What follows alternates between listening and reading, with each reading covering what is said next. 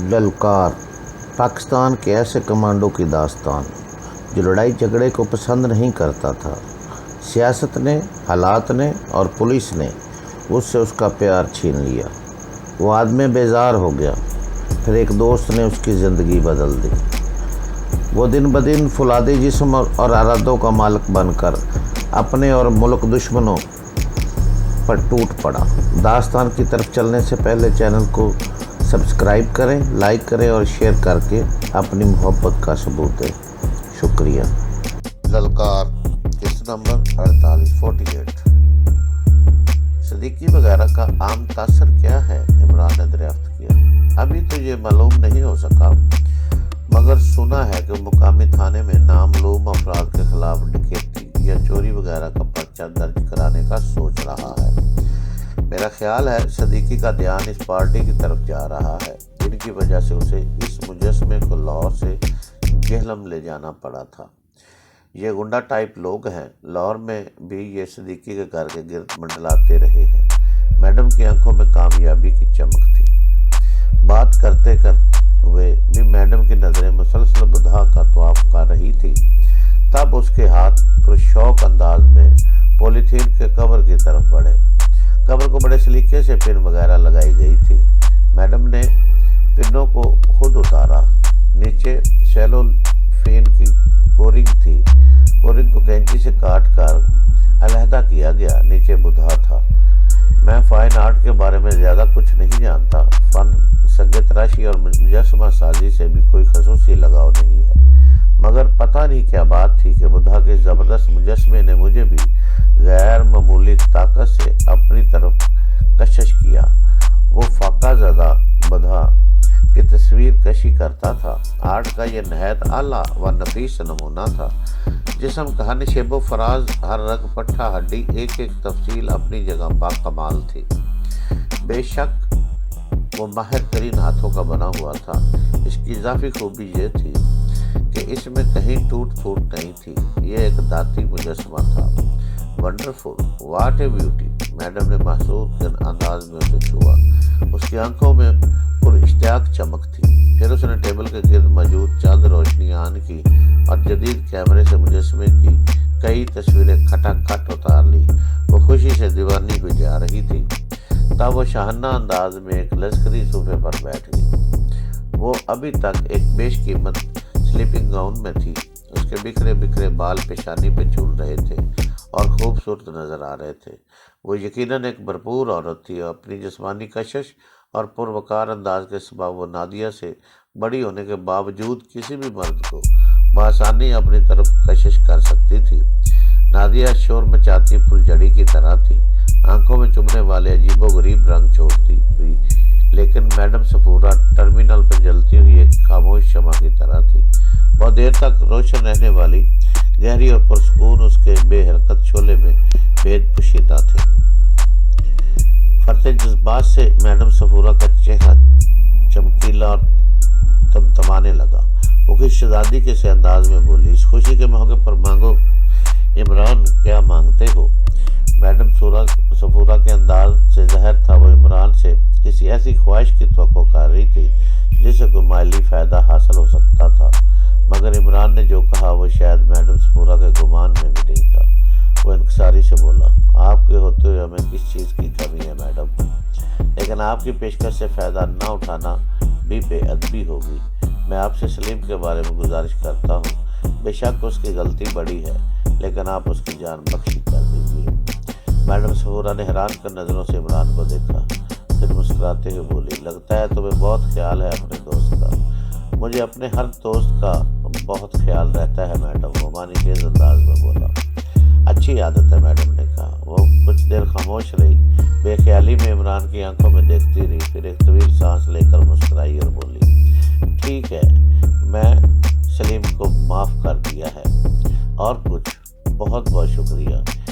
अब एक ख्वाहिश हमारी भी है, मैडम ने कहा। जी फरमाएं। ठीक है, जिम्नास्टिक और सर्कस वगैरह तुम्हारा शौक़ है, तुम इस शौक़ को पूरा करो, लेकिन तुम्हारा बाकी वक्त हमारा होना चाहिए। आज मैं बहुत खुश हुई हूँ तुम्हारी परफॉर्मेंस से। ओके, आपके बारे में तफसील से सोच लें, फिर जैसा आप कहेंगी वैसा कर लेंगे। सोचना क्या है, शाम को सर्कस में 3 घंटे, बाकी तुम्हारे सब हमारे, और ये डील तुम्हारी शराइत पर। हमारा कनेक्शन ओपन तो नहीं हो सकता, जाहिर है फिलहाल नहीं हो सकता, बराह रास्त हमारा ताल्लुक नज़र नहीं आएगा, लेकिन हम हर वक्त राब्ते में रहेंगे। जिस तरह की सहूलतें तुम्हें दरकार है मुझे बता दो। यहाँ किसी करीबी आबादी में अच्छी रहायशगाह, 1-2 गाड़ियाँ, मुलज़्ज़म वगैरह, जो कुछ चाहो मुहैया हो सकता है। वैसे तो मैं मारा मारी और लड़ाई झगड़े की कायल नहीं हूँ, मगर अपना दिफा भी तो ज़रूरी होता है। छोटे असले के 2-3 लाइसेंस भी तुम्हें 2-4 दिन में दिला सकती हूँ। इस दौरान में मैडम सफूरा का मोबाइल जाग उठा। दूसरी तरफ कोई ऐसा शख्स था जो उम्र में मैडम से बड़ा था और किसी हद तक वो इसकी इज्जत करती थी। शायद वो कोई आर्कियोलॉजिस्ट था। मैडम से उससे बात करते हुए उस खास कमरे से बाहर चली गई। कुछ देर बाद वापस आई तो काफ़ी जल्दी में थी। उसने हमसे कहा कि अब हम जाकर आराम कर सकते हैं, वो शाम की चाय पर फिर मुलाकात करेंगे। हम अपने कमरे में वापस आ गए। खासी थकावट हो रही थी, लेकिन जिन हालात से गुजरकर हम वापस लाहौर पहुंचे थे वो मुसलसल जहन में उद्यम मचा रहे थे। हमने एक पुरहंगाम रात गुजारी थी। अपार्टमेंट में आग का भड़कना, नज़दीकी के अफरा तफरी, प्लास्टिक बोतल को छत के खुफिया खाने से निकालना, उसके बाद उसका खलील पर बेदम होकर गिर जाना, ये मनाजर तरतीबवार जहन के पर्दे पर हरकत कर रहे थे। हमने इकबाल को कारगुजारी सुनाई। बहुत मध्यम लहजे में बात कर रहे थे हम, बल्कि इस गुफ्तगू को सरगोशियाना कहना ज़्यादा मुनासिब होगा। ये शक बजा तौर पर हमारे जहनों में मौजूद था कि इस मेहमान खाने में होने वाली गुफ्तगू सुनने की कोशिश की जाती है। मैंने इमरान से कहा, बेशक सलीम की राय भी अहम है, लेकिन मैडम बड़ी फराग दिली से ऑफर कर रही थी। शायद वो तुम्हें कोई इससे भी बड़ा इनाम देना चाहती थी। ये लोग हमें क्या दे सकते हैं जिगर, ये तो खुद भीख मंगे हैं। लालच का कशकोल लेकर दर-बदर फिर रहे। इमरान ने सरगोशी की। मैंने वही मांगा जो मेरे दिल ने कहा। भाई यही काफ़ी, और वैसे भी आज मैं इतना खुश हूँ कि खुद हज़ारों लाखों लुटा सकता हूँ। मुझे किसी से कुछ मांगने की ज़रूरत क्या है? किस बात की खुशी है बताओ? तो क्या इसके लिए हमें कोई परमिट वगैरह दिखाना पड़ेगा? इकबाल ने कहा। इसका तल्लक तुमसे नहीं, लिहाजा तुम अपनी चूत बांध रखो, इमरान ने कहा। फिर मुझसे मुखातब होकर बोला, चलो आओ बाहर। इकबाल को जज्बात छोड़कर हम बाहर लान में आ गए और गेंदे के फूलों से घिरी हुई रोश पर पहलू पे पहलू चलने लगे। मैं सवालिया नज़रों से उसका चेहरा तक रहा था। दिल में कुछ होने लगा। वो एकदम ड्रामाई अंदाज में बोला, तुम्हारी सरवत बीबी का पता चल गया है। अभी कुछ देर पहले हाजी साहब का फ़ोन आया। मैंने इन्हें अपना नया नंबर दिया हुआ था। क्या कह रहे थे? मैं क्या है गया? वही जो तुम सुन रहे हो और लाल गुलाबी हो रहे हो। वो मुस्कुराया। तुम्हारी सरवत बेबी अब कोई लापता शय नहीं है। थोड़ी सी कोशिश के बाद हम उसके शहर और उसके घर के दरवाजे पर दस्तक दे सकते हैं। मेरे सीने में जैसे एकदम हज़ारों गुलाब खिल उठे। दिल के उफुक से उम्मीद की सुनहरी किरणें फूटी और इन फूलों को मुनव्वर कर गई। लेकिन अभी जैसे शकूक के बादल पूरी तरह छटे नहीं थे। मैंने लर्ज़ा लहजे में पूछा, कहीं तुम मजाक तो नहीं कर रहे? वो फिल्मी अंदाज में बोला, अगर तुम्हारी मोहब्बत मजाक है तो मैं मजाक कर रहा हूँ। अगर रात को सराहने पर गिरने वाले तुम्हारे आंसू मजाक हैं तो मैं मजाक कर रहा हूँ। अगर तुम्हारा ये सूखे पत्ते जैसा चेहरा मजाक है तो हाँ मैं मजाक कर रहा हूँ। कहाँ रहते हैं वो लोग? मैंने बेताबी से पूछा। यहाँ मेरे दिमाग में। उसने उंगली से अपने सर की तरफ इशारा किया। ये क्या बात हुई यार? तुमने फिल्म सोने की तलाश नहीं देखी? इसमें ग्रेगोरी पेक ने यही डायलॉग बोला था तो उसकी जान बच गई थी। उसने बदमाशों को बताया था कि सोने तक पहुंचने का नक्शा यहाँ उसके दिमाग में है। इस तरह तुम्हारी सरवत बेबी तक पहुंचने का नक्शा भी यहाँ मेरे दिमाग में है।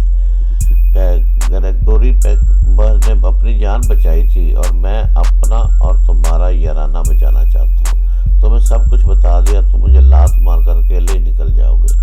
जर्मनी और छाप लोगे सरवत बेबी को। तुम्हारा 5 स्टार वलीमा खाने की हजरत मुझ बदनसीब के दिल में ही रह जाएगी।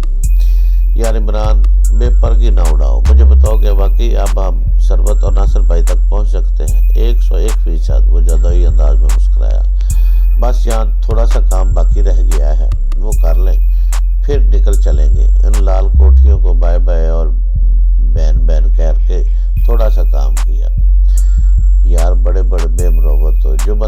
दोस्ती और मोहब्बत की वजह से या फंसा हुआ उसे निकालना नहीं है यहाँ से।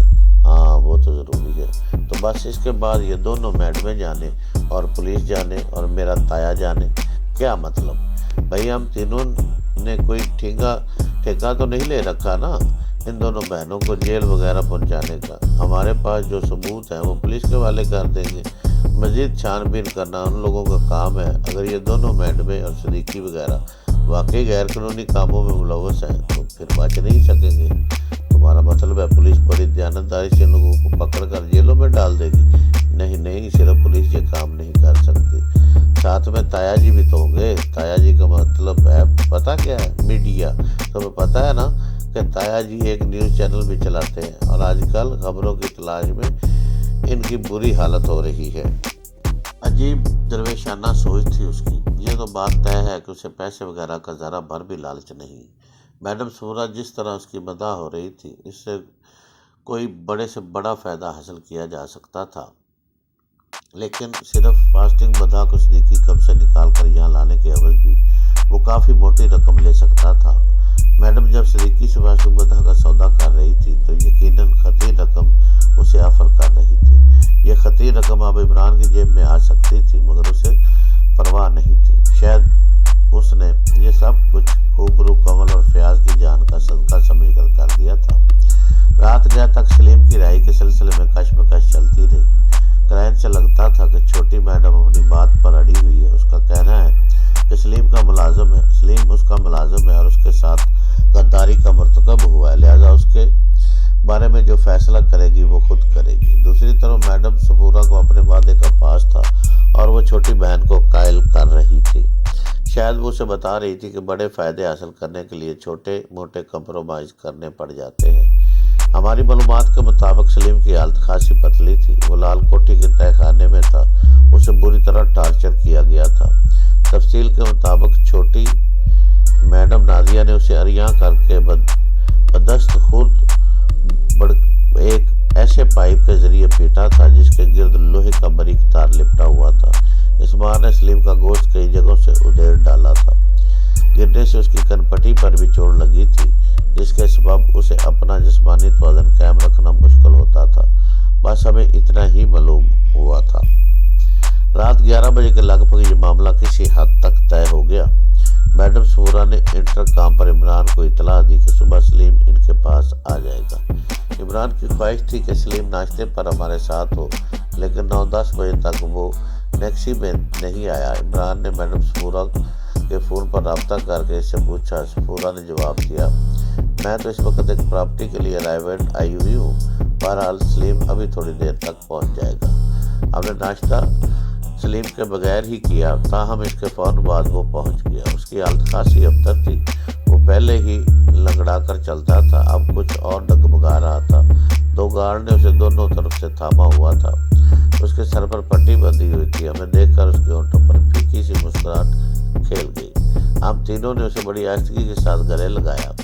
गर्मजोशी से गले लगाते तो यकीनन तकलीफ से कराने पर मजबूर हो जाता। इसकी आंखों में शक्कर के आंसू आ गए। मैं जानता हूँ मुझे आपकी कोशिशों की वजह से छोड़ा गया है। बहुत बहुत शुक्रिया, वो बोला। क्यों जूते मार रहे हो यार? इमरान बोला, तुम्हारे साथ जो कुछ हुआ हमारी वजह से हुआ।